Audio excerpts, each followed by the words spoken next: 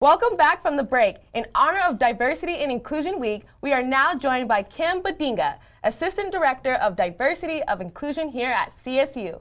Welcome, Kim. How are you? I'm good. Thanks for having me. Yes, thanks for being here. Yeah. Feel very empowered being here. Yes. Awesome. You're on the same page as all of us right now. Yes. When you were a female athlete in the 90s, what challenges did you face? Wow. You know, back in the 90s when I was playing here at Colorado State, I don't really feel like I actually saw a whole lot of challenges at the time. But now reflecting back now that I'm here in an administrative role, doing some more student athlete development, I kind of see some of the challenges that we did have. And pretty much some of them are similar to what we're facing right now with just equity within the sports.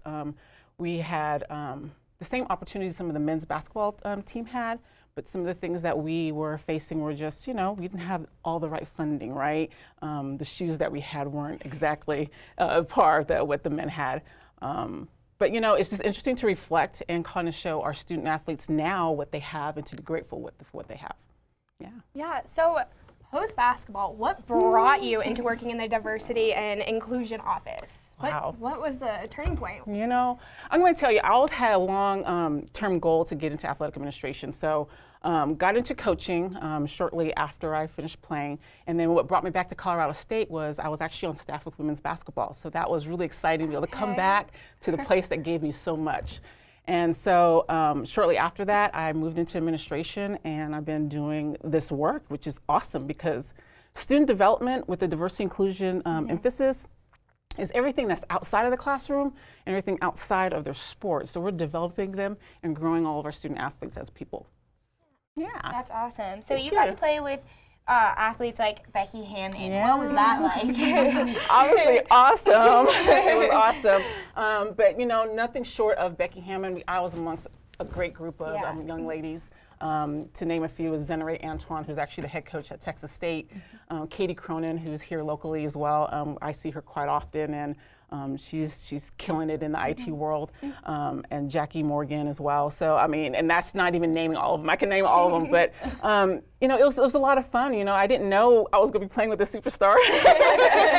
But at the time, we had a lot of great cohesion, a great team chemistry, and honestly, we really just cared about one another, and it shined on the floor. Yeah, and going off of what you just said, like you're proud of all these teammates that you played with. What does that mean to you? Like looking back and just seeing how Becky Hammon is now an assistant coach for the Spurs. Like you have all these teammates who are in such like a men dominant field. So what does that mean to you? Gosh, I'm pumped. I'm psyched every day, right? I feel like it's there, it's live, it's real, it's tangible. And also when days that you feel not so good, that you're like you kind of hang your heads down and you're not quite sure. You think about those that you surrounded yourself with, those are out there that are doing it, that are facing those same challenges, and you just keep going. So that's awesome. Yeah. Going off of that kind of the same thing, the NCAA women's basketball has definitely gone up in viewership over the past couple of years. And last year they had more viewers than they've ever had since 2004. To you, how do you feel about that, seeing that increase? I'm ecstatic, the growth of women's sports and the visual opportunities they have with TV and just getting out there in the media, trying to get this, where we are right now, and be able to speak about these issues and say what they are and advocate for that. I just think that it's grown so much, it's only going to get better, but we're far from being done. And we need people to watch women's sports and support them and get out there. Just speaking here at Colorado State, all of our women's sports teams are awesome and fantastic. They work just as hard as our other teams, and I think we just need to continue to support all of them and get out there and just say, hey, keep going, keep doing it, because there are going to be some people out there who are watching, including my daughters, and getting inspired and feeling good about that. Yeah.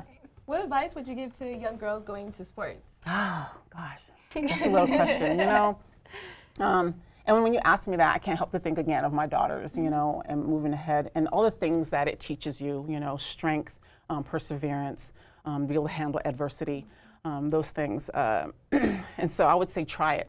I think sometimes we feel like there's certain lanes we need to stay in, right? Just watching the clip with the women's football team here in Colorado.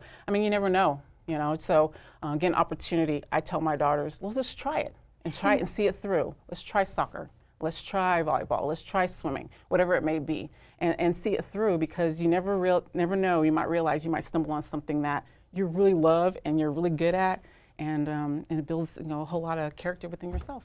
Yeah. Coming off of your own experience, did you try any other sports before basketball? Oh yeah, of course I was a multi-sport athlete. I did. So basketball happened to be my passion, but starting off, I was a very strong swimmer, not competitively, but that's just part of my history, my identity.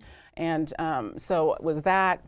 I tried softball and I was terrible. I just was terrible, but love watching it. And it's great. I love watching it. I tried volleyball, and then I ran cross country and I ran track. I was a long jumper, triple jumper in track. So, but basketball was my love, and I stuck with it, and it proved to be very fruitful. That's awesome. So since playing basketball here at Colorado State and having the sport that you did back then, do you think that now the support has almost like improved, or do you feel like there's still so much room for improvement? What do you feel? No, I definitely feel like there's been improvement. Okay. Absolutely. I mean, I think as we look over time, and again, looking back, and that was like over 20 years ago, not understanding some of the dynamics that went into supporting women in athletics and where the origin of that.